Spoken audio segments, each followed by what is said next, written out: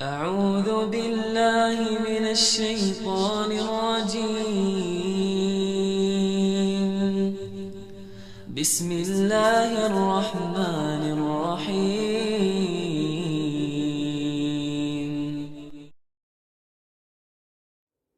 Assalamualaikum warahmatullahi wabarakatuh.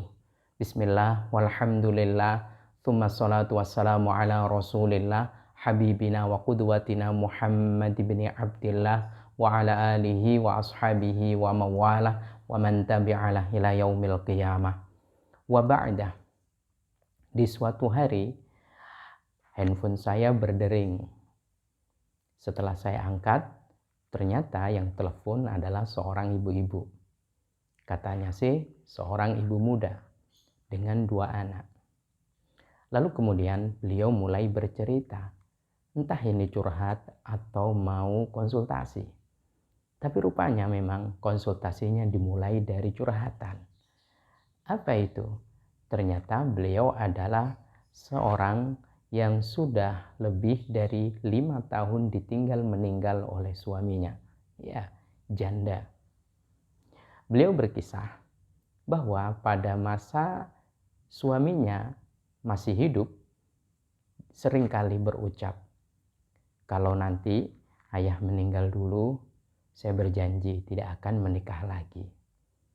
Dan itu pun acap kali ditanyakan katanya oleh sang suami. Nanti kalau ayah meninggal, apakah ibu atau mama menikah lagi dengan laki-laki yang lain? Sahutannya pun sama. Mama berjanji tidak akan menikah lagi.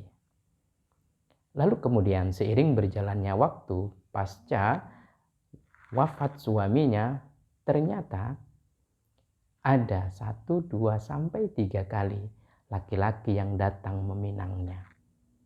Dan 3 laki-laki itu pun terpaksa dibikin gigit jari atau pulang dengan tangan hampa karena pinangannya ditolak, tidak diterima, bertepuk sebelah tangan.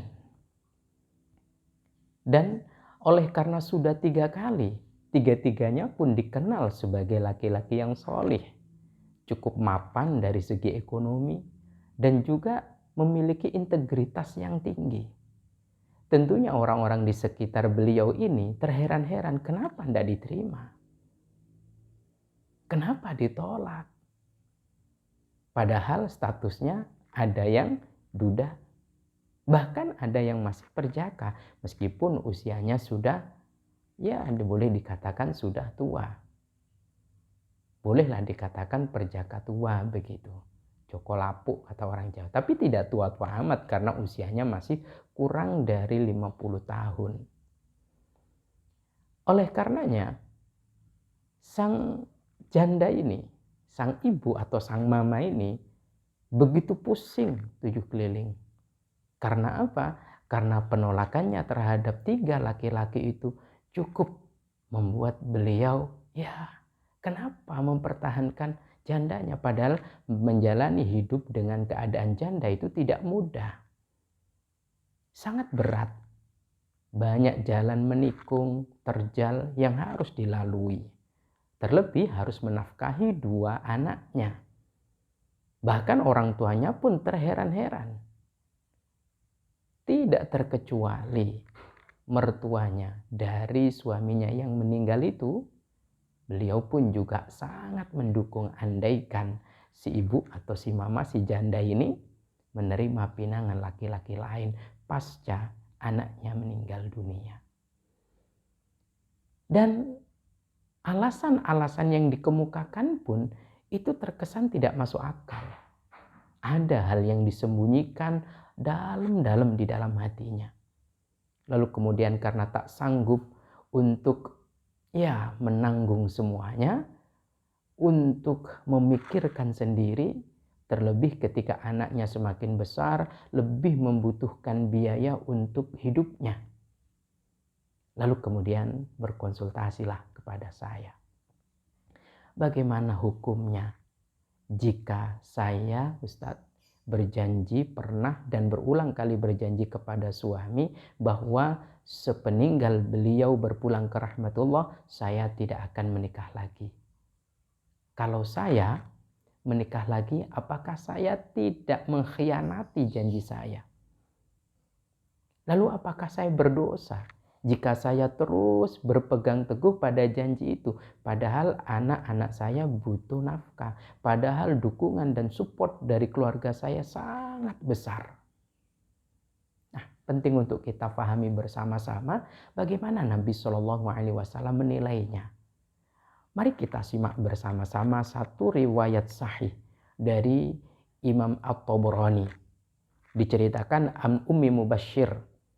Diceritakan dari ibunda Ummi Mubashshir radhiyallahu anha, anna Nabiyya sallallahu alaihi wasallam khataba imra'atal Barra bin Ma'mur. Faqalat inni syarattu li zawji alla atazawwaju ba'dahu. Nabi sallallahu alaihi wasallam meminang seorang wanita. Ceritanya, wanita itu adalah janda. Suami sebelumnya tuh wanita adalah Al-Barra bin Ma'mur. Tapi ternyata pinangan Nabi Shallallahu Alaihi Wasallam ditolak. Dengan alasan apa? Ia berkata, sesungguhnya saya sudah berjanji kepada suami saya yang telah berpulang ke rahmatullah untuk tidak menikah lagi setelah beliau wafat. Apa respon Nabi Shallallahu Alaihi Wasallam? Faqala Nabi Shallallahu Alaihi Wasallam, Inna hadza la yasluhu. Sungguh hal ini adalah sesuatu yang tidak sepatutnya dilakukan. Mari kita renungkan. Nabi Shallallahu Alaihi Wasallam mengatakan wanita mestinya tidak perlu berjanji kepada suaminya untuk tidak menikah lagi. Kata Nabi, tidak sepatutnya, tidak layak seperti itu. Jadi sekali lagi saya ingin ulangi, mestinya tidak usah pakai acara janji-janji seperti itu. Ya cukup jalan hidup dengan normal dan wajar saja. Karena, maaf, masa depan masih terbentang luas. Masa depan harus dijalani dengan sebaik-baiknya. Artinya apa? Mengingkari janji kepada suaminya itu tidaklah berdosa. Boleh wanita janda yang sudah berjanji kepada suaminya tidak menikah lagi untuk kemudian menerima pinangan dan menikah lagi. Boleh. Justru kalau tetap memegang janjinya itu berpotensi menjadi pribadi yang tidak pantas di hadapan Nabi Shallallahu Alaihi Wasallam. Nah, apa alasannya? Para ulama menyebutkan yang pertama, kalau pegang janji itu akhirnya tidak menikah lagi sementara hidup terus dijalani, ada anak-anaknya dan juga orang tuanya support, itu berpotensi wanita itu masih berpotensi mendapatkan pasangan yang lebih baik dari suaminya yang meninggal. Maka kalau terus pegang berarti potensi itu ditinggalkan, peluang itu ditinggalkan. Kan ini tidak bagus. Makanya kata Nabi, tidak sepatutnya. Yang kedua, menutup peluang untuk mendapatkan nafkah bagi dirinya dan anak-anaknya. Saya tetap pegang janjinya, akhirnya tidak ada yang menafkahi. Pontang-panting mencari nafkah sendiri, padahal peluangnya ada. Kok ditutup karena janjinya? Maka kata Nabi, tidak pantas. Yang ketiga, merusak potensi bertambahnya saudara. Dengan menikah lagi berarti tambah mertua. Dengan menikah lagi berarti tambah saudara ipar. Dengan menikah lagi, kalau memang yang meminang, yang menikahi itu adalah seorang duda yang punya anak, lu kan tambah anak lagi. Tambah saudara, tambah rezeki. Tambah rezeki, tambah barokah.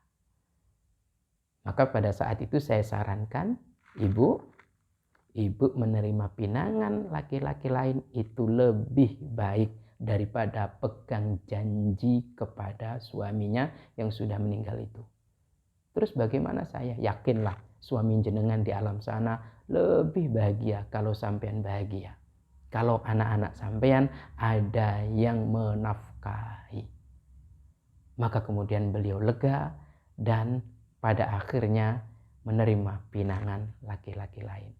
Mudah-mudahan bermanfaat dan berbarokah. Amin Allahumma amin. Wallahu a'lam bishawab. Assalamualaikum warahmatullahi wabarakatuh.